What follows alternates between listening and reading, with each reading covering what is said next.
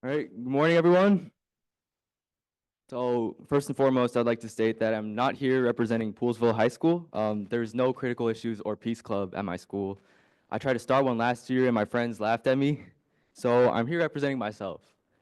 Something else I would like to state is, thank you.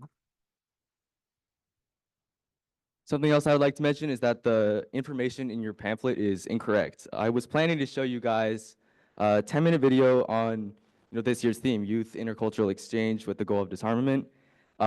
Instead, I'll be talking about the process of creating a separate 10-minute video that I created focused specifically on the MPT and what I learned from that process and the thoughts that I still have.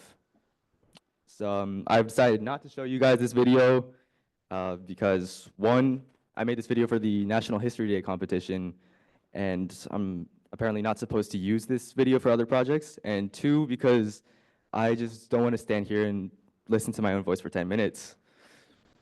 So allow me to tell you about this video that I made. So it focused on the Non-Proliferation Treaty, which was signed in 1968 and went into effect 2 years later in 1970. The treaty has since been signed by almost all nations on Earth and has aided in the reduction of the number of nuclear warheads on Earth from around 60,000 at its peak in the 1980s to just around 13,000 today.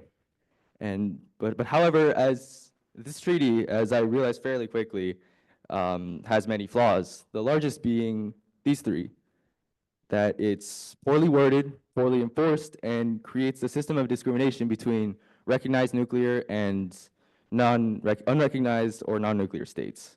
So these three flaws combined make the NPT seem weak and ineffective and suggest that the NPT is a flawed treaty. And so we have substantial evidence to prove this. I mean, that's what I thought initially in my research. So yeah, for example, let's look at the amount of nuclear warheads still in existence, right? 13,000. Like, I mean, it's down from 60,000, but that's still 13,000 too many. And it's been signed by almost all nations in the world, but the key word there is almost. There are 5 countries that are outside of the NPT, and 4 of those have nuclear weapons. So let's look at these flaws one by one. And while I acknowledge these flaws, they are all true, but I would like to tell you about how my perspective on them has changed. So firstly is the fact that it's poorly worded. This is true. For example, the treaty doesn't account for more modern or recent inventions such as nuclear-powered submarines, which use nuclear power for military purposes, but not explosive ones, so they don't fall under the treaty. Second is the fact that it's poorly enforced. So this is also true. The treaty has no enforcement clause and no agency to enforce its rules. And in addition, the NPT, as most treaties do, has an exit clause which allows a country to leave both the protection and the jurisdiction of the treaty. This means that North Korea, which has claimed to leave the treaty or have withdrawn from the treaty since 2003, has no responsibility to subscribe to its rules anymore. And so third, the fact that the treaty discriminates between the nuclear club and the rest of the world. The NPT defines a nuclear weapon state, or an NWS, as a state that manufactured and exploded a nuclear device before January 1st, 1967. And this is an arbitrary cutoff that excludes 4 nuclear-armed states: India, Pakistan, Israel, and North Korea, and fails to recognize them as NWSs. So now that we have examined these flaws and stated the facts regarding them, we must ask the question: how is the treaty still in operation if it's so flawed? Now, this is the moment where I'd like to tell you guys about the moment where my thought process changed. And I decided I wanted to start all of my research over from scratch. So I was interviewing for my project Mr. Adam Scheinman, who served as the special representative for the president for nuclear weapons for Presidents Biden and Obama. And so he was in this position until January of this year. And I was telling him about these flaws and how I thought that meant that as a result, the treaty itself was flawed. And what essentially he said was that it's not the treaty that is flawed so much as it's the members, or as the South Asian group from yesterday would put it, the artists of the NPT who are flawed. The Non-Proliferation Treaty has good intentions. In fact, its very existence is a testament to global cooperation towards nuclear disarmament. But its effects have been minimal, and they're getting increasingly harder to see in a world that seems to grow more dangerous day by day. And this is because the artists, the countries who have the most power, are not willing to give up their power. It's because they will use nuclear deterrence and engage in proxy wars to protect their own interests. And while they may recognize the threat that nuclear weapons pose to the existence of Earth, they're not willing to give up that relative sense of security that possessing these weapons brings them. And so this is where I decided to change my perspective and say that the blame must not be placed on the treaty, but on those who made it and those who continue to violate it. So where do we go from here? Well, in my video, I ended with the statement that although disarmament progress can be slow, the NPT, as I just said, is a testament to global cooperation, and it provides a good framework for countries to work out a solution to the nuclear problem step by step.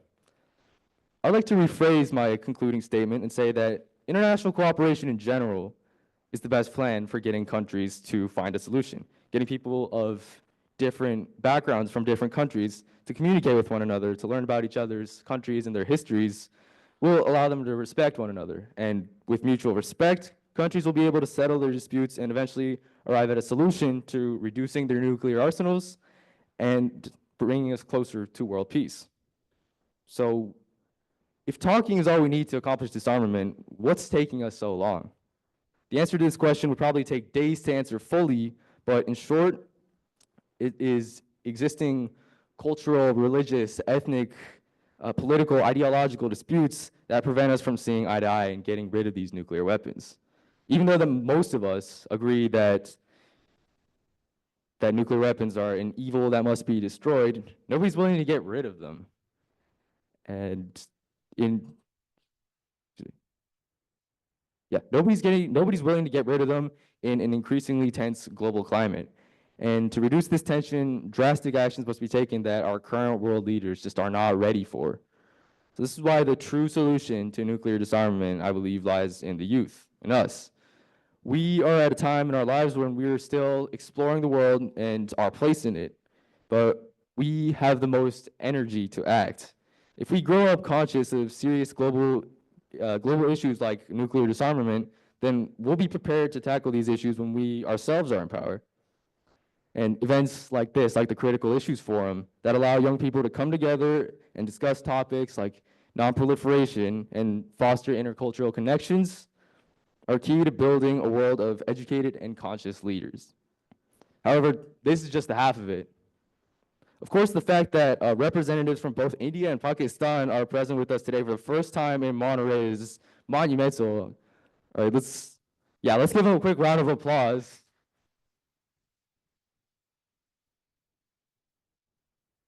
Right. But we must also ask, why isn't Russia here anymore? Where's China? Where's North Korea? And it's here that we must acknowledge the most difficult aspect when we're dealing with international cooperation and negotiations, especially regarding this serious of a topic.